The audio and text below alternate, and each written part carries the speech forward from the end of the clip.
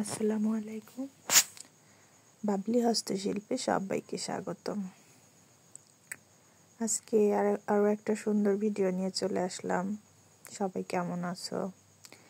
আমি ভালো আছি আলহামদুলিল্লাহ।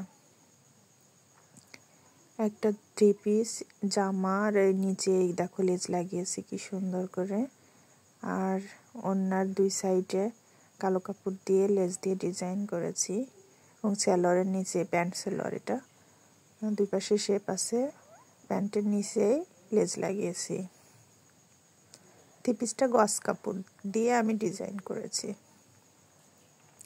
ওনার 2 সাইডেও দিয়েছি অনেক সুন্দর করে লেজ, আমার নিচে দিয়েছি।